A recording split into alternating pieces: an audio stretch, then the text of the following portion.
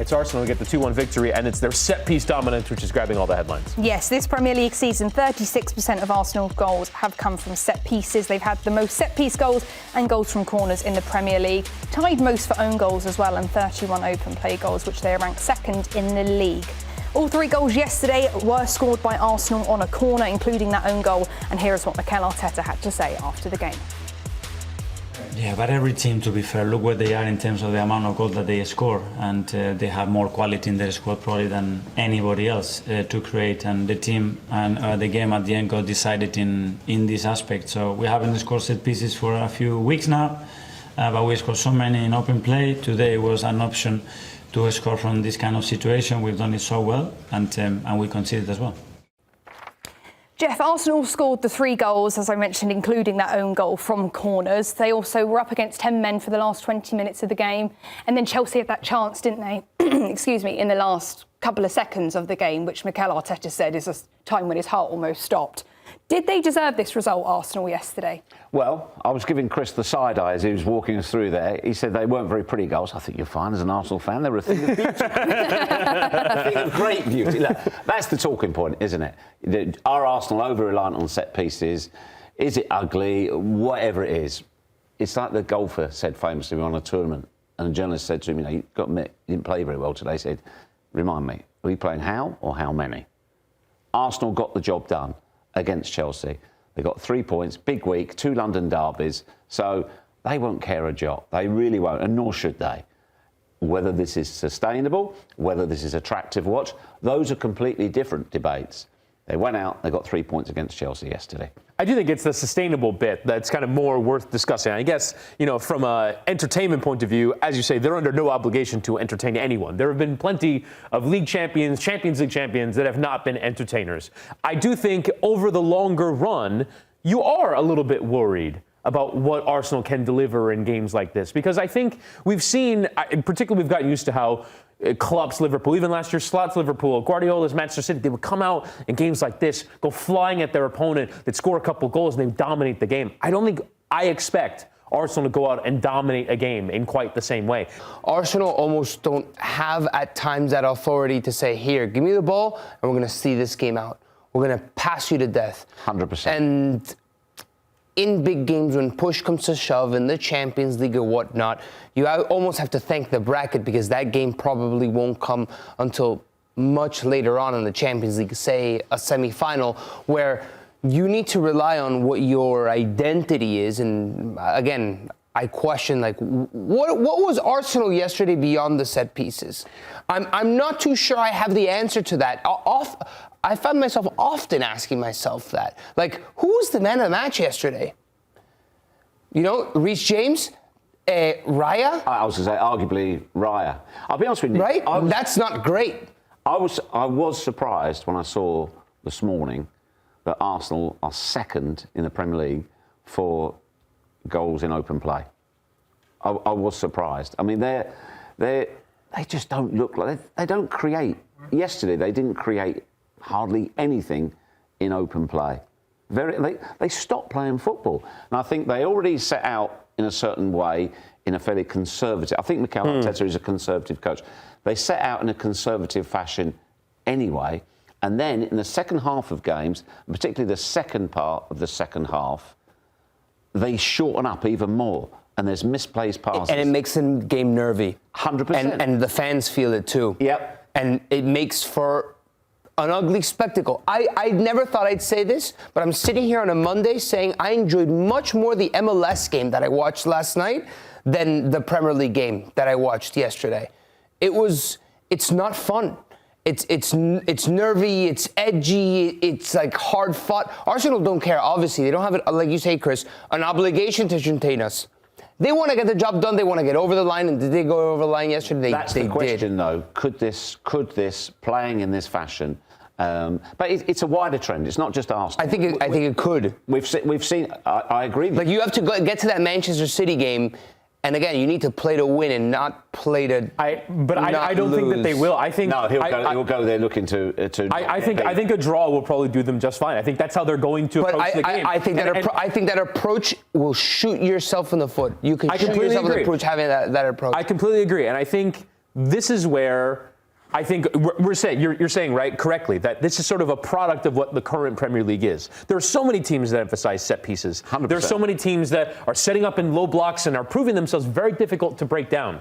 And ultimately, it takes a team to unseat this Arsenal in this season that's going to take the bull by the horns and go and attack and be the creative team. And Manchester City are attempting to be that. They were pretty good at it this weekend. They weren't great. They were pretty good at it this weekend. But it takes them, in a game against Arsenal, going and beating them at home and putting that pressure onto them, making them feel like they have to also achieve that unerring standard, which we've seen City achieve before, but they haven't so far this season. They've been pretty good.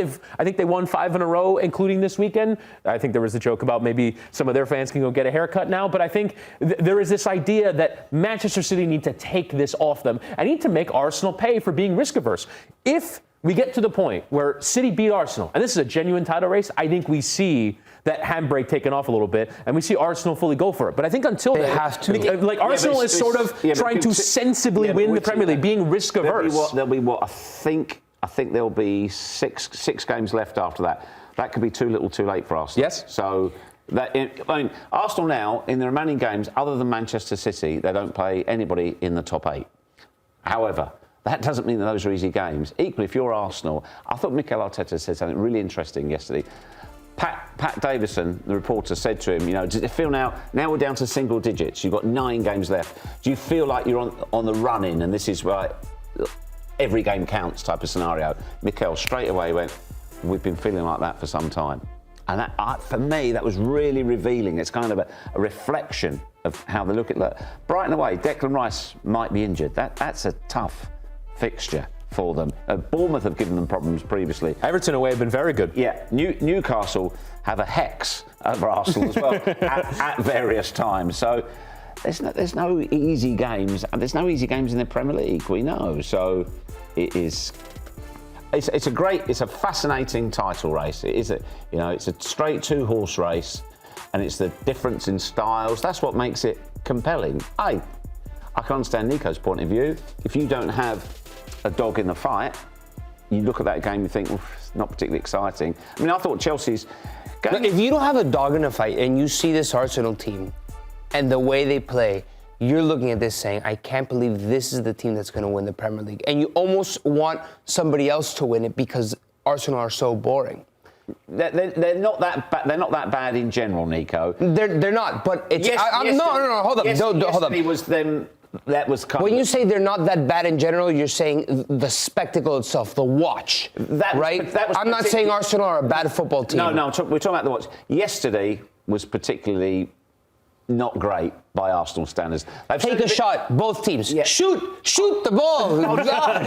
Chelsea were far more attacking and vibrant going forwards, but then you turn the conversation to Chelsea and the problems that they have. Yeah, that's what I'd love to talk about, get your opinions on Chelsea. It seemed like their red card trend, it faltered them, it costed them again. They've got their 7th red card this season, down to 10 men. They've now played 330 minutes this season with 10 players. That's just under 4 games.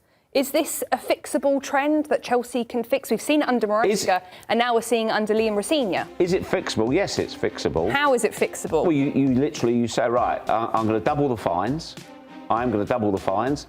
And players that are sent off for ill discipline, okay, you can get sent off an unlucky red card or what have you. But when it's, don't forget, his first yellow card was for dissent. Ridiculous. Fernandes, dissent. So that's what I call ill discipline. So that is fixable.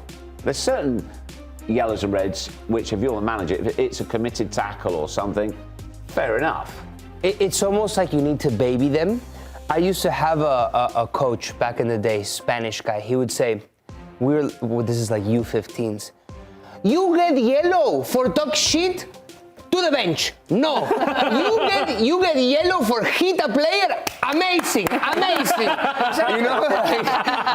need to find your guy and get him to send the Chelsea squad a video, Nico. It's so basic, like the descent. Like, listen, it's a breakaway. you want to stop him. Perfect. The second yellow makes sense, but not after you get a first yellow for dissent. For the love of God, I like watching Chelsea play. They've got for me, Arsenal are a team. Chelsea are a collection of individuals, and I just think Chelsea, you can't rely on them, but they're exciting. The thing that most surprises me about this sort of red card trend is I don't think of it as a function of how they play. I don't think of them as a team that are hard tackling, hard charging. Dirty, are they? Yeah, they're not the end. It's not emblematic of a potential goon squad. That's not them. This isn't Stoke.